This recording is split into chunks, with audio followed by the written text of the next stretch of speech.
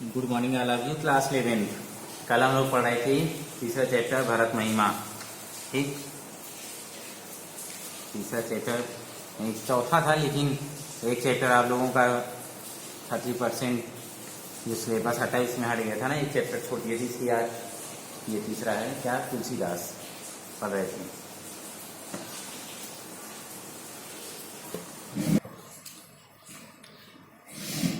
देखिए, भरत महिमा में कल हम लोगों ने 2 चौपाइयाँ पढ़ ली थी, यानी 2 पैराग्राफ पढ़ लिए थी। उसके आगे आज पढ़ेंगे। ये तीसरा दोहा क्या है, तीसरे दोहे से स्टार्ट करना है। भरत प्रेम तेहि समय, भरत प्रेम तेहि समय जस, तस कहि सकै न सेसु, कबहि अगम जिमि ब्रह्म सुखु, अहम मम मलिन जनेसु। जैसा कि कल हम लोग पढ़े थे, राम लक्ष्मण और सीता वनवास चले गए थे, चित्रकूट में निवास कर रहे थे। और वहीं जब लक्ष्मण जी अपने भाई श्री राम, लक्ष्मण और माता सीता को अयोध्या वापस लाने के लिए पैदल ही चित्रकूट की ओर चल रहे हैं, जा रहे हैं, तो उनकी भरत के गुणों की यहाँ पर विशेषता बताई गई है। देखिए क्या कहते हैं वो। भारत भाई प्रेम में डूबा हुआ भारत कैसे जा रहा है।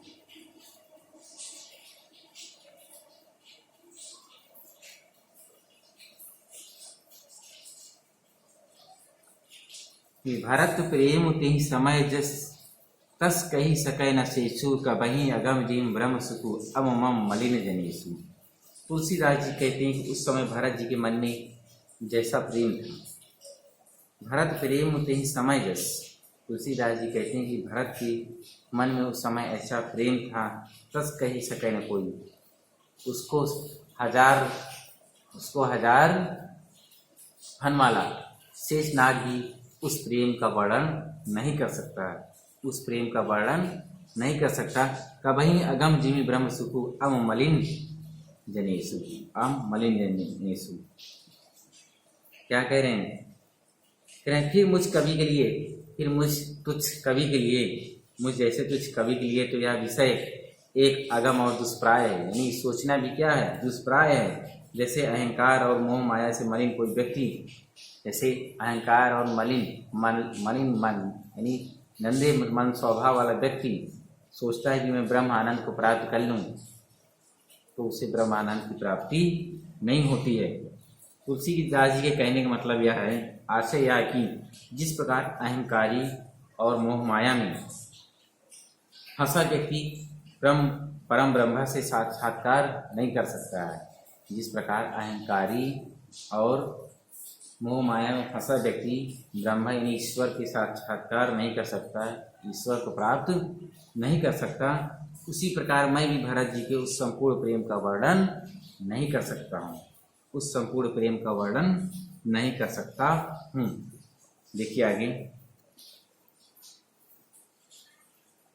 उस दिन श्री राम के सकल स्नेह शिथिल रघुबर के, गए कोस दुई दिन कर ढर के। सकल सके शिथिल रघुबर के, गए कोई दूस दिन ढर के। कहते हैं श्री राम के अत्यधिक स्नेह शिथिल, श्री राम के प्रेम में डूबे हुए भरत जी सूर्य के ढलने तक केवल 2 कोसी दूरी तय कर पा सके। कह रहे श्री राम के अत्यधिक प्रेम में डूबे हुए शिथिल कमजोर पड़ गए थे, चलते चलते थक गए थे भरत, केवल सूर्य ढलने तक केवल 2 कोस की दूरी तय कर सके थे, 2 कोस की दूरी तय कर सके।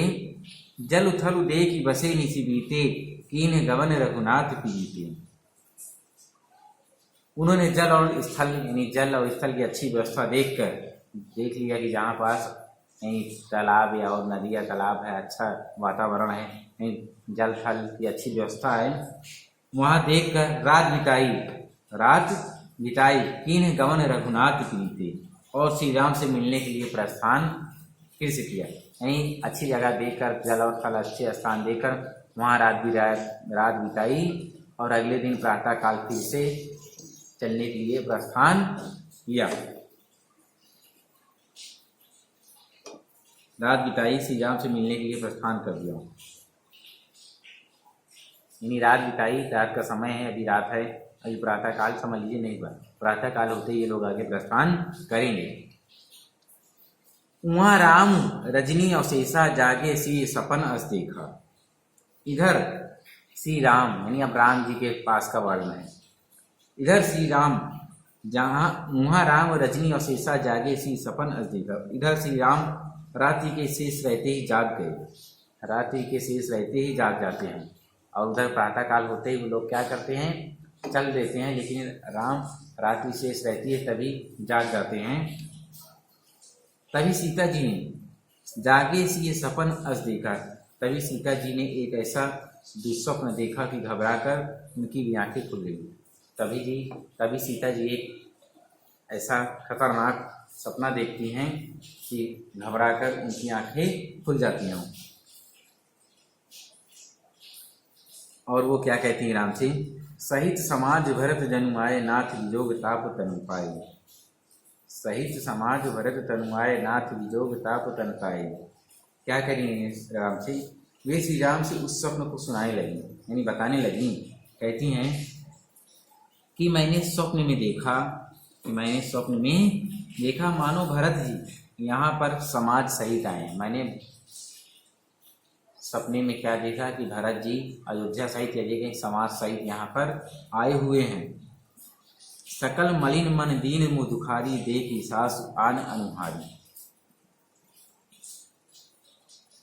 प्रभु के वियोग की अग्नि में उनका शरीर जल रहा है। वियोग ताप तनताई यानी प्रभु के वियोग में उनका शरीर जल रहा है।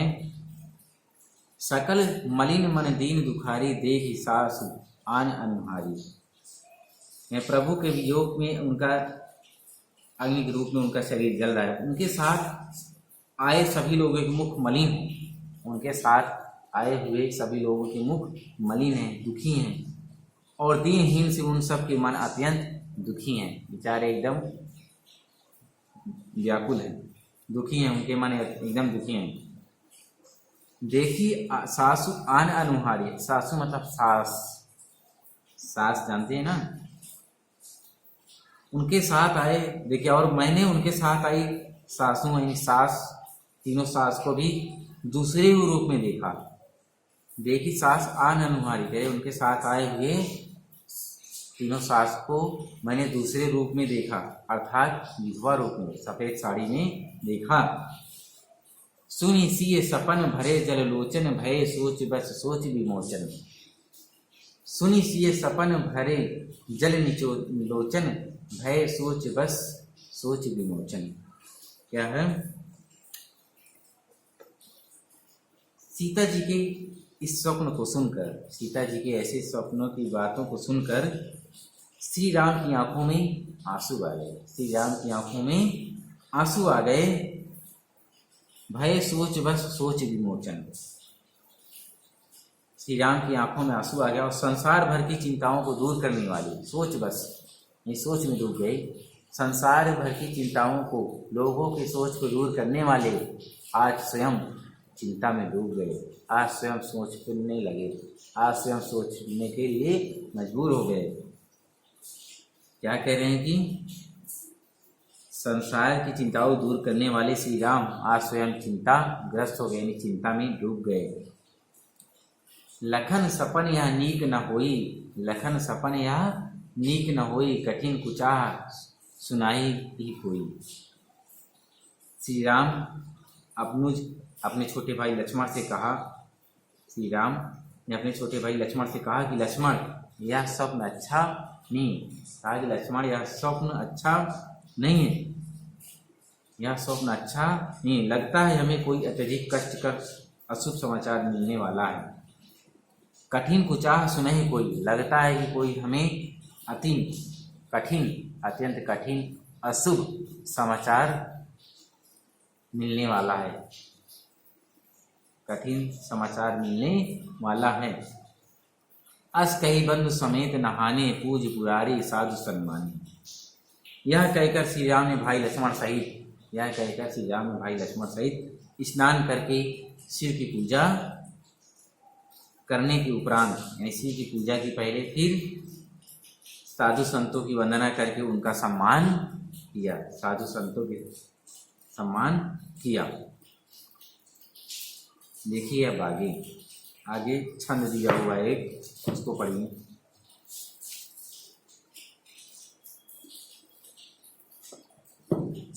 देखिए छंद में क्या है।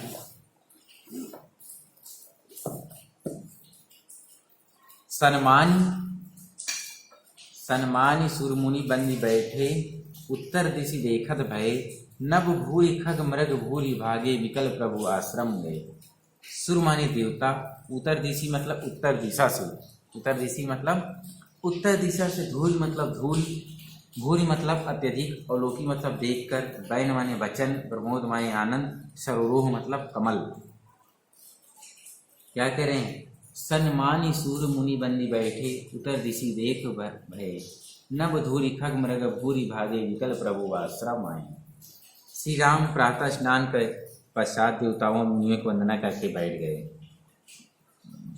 श्री राम प्रातः स्नान करने के पास देवता स्नान कर लिया। स्नान करने के बाद देवताओं और मुनियों का सम्मान करने के बाद, वंदना करने के बाद बैठ गए हैं और उत्तर दिशा की ओर देखने लगे। उत्तर दिशा देखा भय, उत्तर दिशा की ओर देखने लगे। उन्होंने देखा नभ धूरि खग मृग भूरि, विकल अश्रु आश्रम आए। उन्होंने देखा कि उत्तर दिशा के आकाश में धूल छाई हुई है। उन्होंने देखा कि उत्तर दिशा के आकाश में धूल छाई है तथा उस दिशा से पक्षी और हिरण आदि जीव अत्यधिक व्याकुल होकर प्रभु के आश्रम की ओर भागे चले आ रहे हैं। उन्होंने उत्तर दिशा की ओर देखा कि आकाश में धूल छाई हुई है और पक्षी और हिरण आदि जीव अत्यधिक व्याकुल होकर प्रभु के आश्रम की ओर भागे चले आ रहे हैं। तुलसी उठे अवलोकी कारणों का चित सचकित। तुलसीदास जी कहते हैं कि यह सब देखकर प्रभु राम इसका कारण जानने के लिए अपने स्थान से उठ खड़े हुए। तुलसी उठे अवलोकी कारणों का चित सचकित। तुलसीदास जी कह रहे हैं कि इन सब का कारण जानने के लिए प्रभु श्री राम अपने स्थान से अचानक उठ खड़े हुए। सब समाचार की रात कोलिन आई ते ही अवसर का ही, और उनका मन आश्चर्यचकित हो गया। उसी समय कोल भीलो आदि ने आकर सब समाचार कहे। कोल भीलो आदि ने आकर सब समाचार कहे कि भरत जी सेना सहित उनसे मिलने आ रहे हैं। आकर समाचार कहे, क्या समाचार कहा? कि भरत जी सेना सहित उनसे मिलने आ रहे हैं। देखिए अब सोठा है। सुनत सुमंगल बैन मन प्रमोद तन पुलक भर। सुनत सुमंगल बैन मन प्रमोद तन पुलक भर, शरद सरोह नैन तुलसी भरे स्नेह जल। कोल भीलों के ये सुंदर वचन सुनकर श्री राम का मन आनंद से भर गया तथा तन पुलकित हो गया। साथ ही श्री राम के शरद ऋतु के कमल के शरद सरोह नयन तुलसी भरे शरीर। क्या कह रहे हैं? कह रहे हैं श्री राम के शरद ऋतु के कमल के समान सुंदर नेत्र प्रेम आंसुओं से भर गई। ये कहें कि श्री राम के कमल के समान नेत्रों में प्रेम के आंसू भर गए। देखिए अब आगे अगला दोहा क्या है। भारत ही होई न राज मधु, विधि हरिहर हर पद पाई, कबहू की काजी सीख रनी क्षीर सिंधु बिनाई। भारत ही होई न राज मधु, विधि हर पद पाई।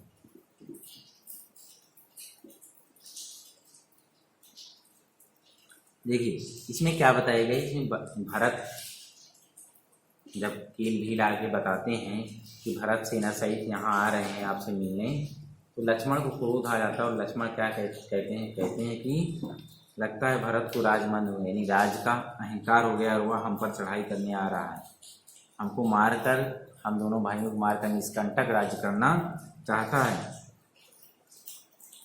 लक्ष्मण के मन में ऐसे ख्याल आते हैं, लेकिन प्रभु श्री राम लक्ष्मण को समझाते हैं भरत की ऐसी भावना कभी नहीं हो सकती है। देखिए समझाते हुए क्या कहते हैं अगले दोहे में, भरत ही होई न राज मधु विधि हरि हर पद गपाई, कबाहू की काज सी करिनी क्षीर संध बिन साई। भरत को क्या कहते हैं, राम लक्ष्मण से कहते हैं कि भरत को यदि ब्रह्मा विष्णु हरि, विधि माने ब्रह्मा, विधि विधाता यानी ब्रह्मा, हरि यानी विष्णु, हर यानी महादेव शंकर, कहीं क्या कहते हैं श्री राम कहते हैं लक्ष्मण से कि भरत को यदि ब्रह्मा विष्णु और महेश का भी पद मिल जाए तो भी उन्हें राज्य प्राप्ति का अभिमान नहीं होता है। क्या कह रहे हैं कि अगर उन्हें ब्रह्मा विष्णु और महेश का पद दे दिया जाए तब भी उसे राज्य का अभिमान नहीं हो सकता है, किसे, भरत को। फिर अयोध्या का राज्य तो बहुत छोटा है, कबाओं की काजी सी करनी, फिर अयोध्या का राज्य तो बहुत छोटा है। राम कहते हैं कि कांजी की छोटी सी बूंद से क्या क्षीर सागर को नष्ट किया जा सकता है। क्या कहते हैं, कांजी की छोटी सी बूंद को क्या क्षीर सागर को नष्ट किया जा सकता है। अर्थात जिस प्रकार कांजी की छोटी सी बूंद क्षीर सागर को गुड़विहीन नहीं कर सकती है, उसके गुणों को नष्ट नहीं कर सकती है, उसी प्रकार भरत को राज्य प्राप्ति का अभिमान नहीं हो सकता है। अर्थात भरत की महानता के सम्मुख अयोध्या का राज्य बहुत छोटा है। इसलिए भरत के मन में अयोध्या के राजा होने का अभिमान उत्पन्न होने संबंधी आशंका पूर्णतः तुम त्याग दो। ये लक्ष्मण से राम कह रहे हैं, तुम्हारे मन में जो भी भरत के प्रति शंका है उस सब शंका का त्याग कर दो। लक्ष्मण भरत ऐसा बिल्कुल नहीं कर सकता।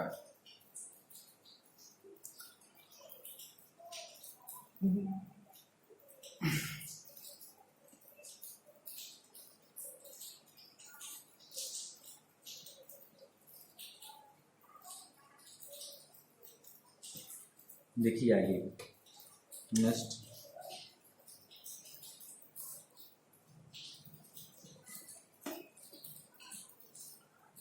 क्या है नेक्स्ट, तिमिरु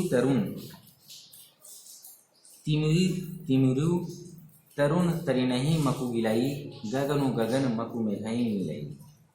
तिमिरु तरुण मतलब दोपहर के प्रचंड बहुत तेज यानी सूर्य, मकु माने चाहे संभव है, मिलई माने निगल ले। तिमिरु तरुण तरिणई मकु गिलई, गगनु गगन मकु मेघई मिलई। गोपद जल बूढ़ई घट जोनी, सहज क्षमा बरु छाड़े छोनी। देखिए श्री राम क्या कहते हैं, चाहे कितने भी असंभव कार्य संभव हो जाए। लक्ष्मण को समझाते हुए क्या कहते हैं, चाहे जितने भी असंभव कार्य संभव हो जाएं। क्या कह रहे हैं, चाहे जितने भी संभव कार्य असंभव हो जाएं, परंतु भरत में अहम भाव नहीं जा सकता है। यानी अहंकार का भाव नहीं जाग सकता है। चाहे तिमिरु तरुण तरुणी मकु गिलाई, गगनु मगन अग्नि, चाहे अंधकार दोपहर के प्रचंड सूर्य को निगल ले, चाहे आकाश बादलों में मिलकर विलीन हो जाए, चाहे गाय के खुर से बने छोटे से गड्ढे भर में अगस्त ऋषि डूब जाएं। घटजोनी अगस्त ऋषि का घटजोनी यानी घड़े से उत्पन्न होने वाले। क्या कह रहे हैं, श्री राम कहते हैं कि कितने ही असंभव कार्य संभव हो जाए, परंतु भरत में अहंकार का भाव नहीं आ सकता है। चाहे अंधकार दोपहर के प्रचंड सूर्य को निकल ले, चाहे आकाश बादलों में मिलकर विलीन हो जाए, चाहे गाय के खुर से बने गड्ढे में अगस्त ऋषि डूबकर मर जाएं या डूब जाएं। सहज क्षमा बर उछाड़े छोनी मानी पृथ्वी, चाहे पृथ्वी क्षमा करने के अपने स्वाभाविक गुण का त्याग कर दे, चाहे पृथ्वी अपने क्षमा करने के स्वाभाविक गुण को त्याग दे, उसका परित्याग कर दे। लखन राम सी सुनि सुरबानी अति सुखो लहे न जाए बखानी। चाहे मच्छर की हल्की सी फूंक से, चाहे मच्छर की हल्की फूंक से सुमेरु पर्वत उड़ जाए, परंतु भरत को राज्य प्राप्ति का अभिमान नहीं हो सकता है। परंतु भरत को राज्य प्राप्ति का अभिमान नहीं हो सकता है। कवि कुल अगम भरत अनगुण गाथा, जो जहे तुम बिन रघुनाथा। लखन राम सिय सुन सुर, अरे कहाँ गया, मसक फूंक, वो गलती से दूसरा चौपाई पढ़ दिया था। देखिए, मसक फूंक मकु मेरु उड़ाई, हो न नरप मधु भरत ही भाई। क्या करें, चाहे मच्छर के फूकने से भारी सुमेरु पर्वत उड़ जाए, परंतु भरत के राज्य प्राप्ति का अभिमान नहीं हो सकता है। परंतु भरत को राज्य प्राप्ति का अभिमान नहीं हो सकता। लखन तुम्हार शपथ पितुआना, लखन तुम्हार शपथ पितुआना, सुचि सुबंधु नहीं भरत समाना। हे लक्ष्मण, राम क्या कहते हैं, हे लक्ष्मण, मैं तुम्हारी शपथ और पिता से एक यान यानी पिता से एक ही सौगंध खाकर कहता हूँ। हे लक्ष्मण, मैं तुम्हारी शपथ और पिता से एक ही सौगंध लेकर कहता हूँ कि भरत के समान चरित्र, भरत के समान पवित्र चरित्र वाला या स्वच्छ हृदय वाला और श्रेष्ठ भाई इस संसार में कोई नहीं है, इस संसार में कोई नहीं है।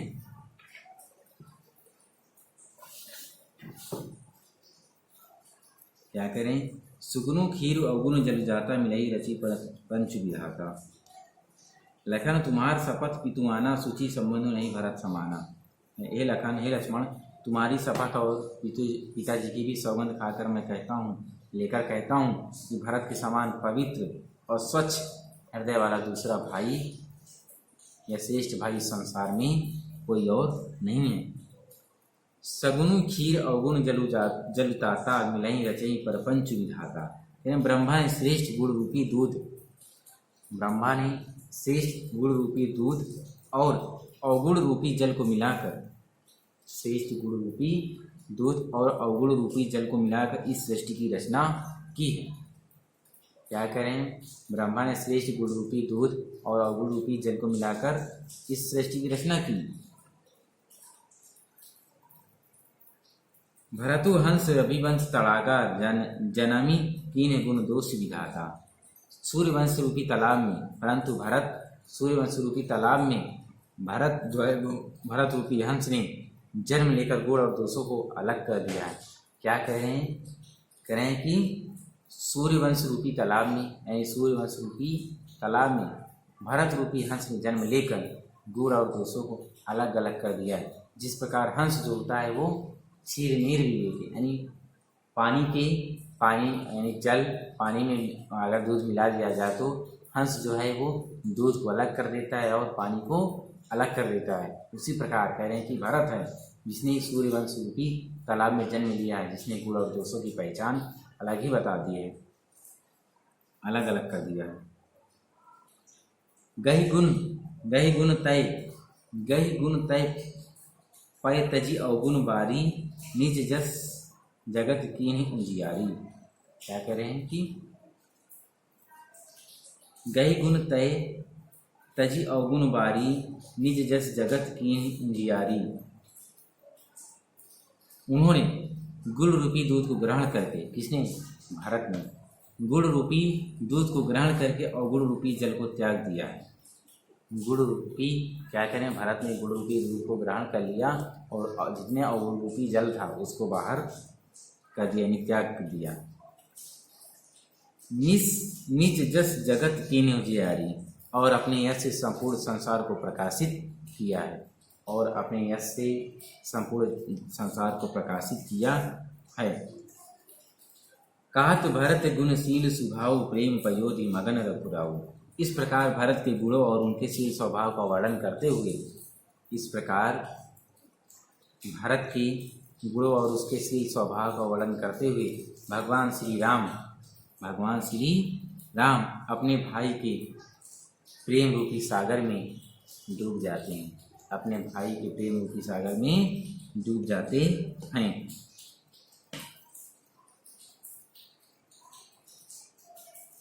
देखिए और आगे,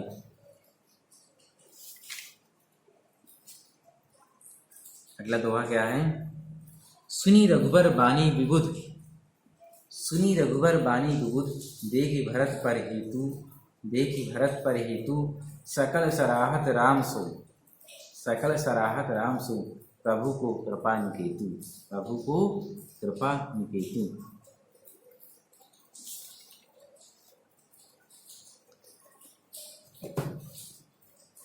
ठीक है, विबुध माने देवता, विबुध माने देवता,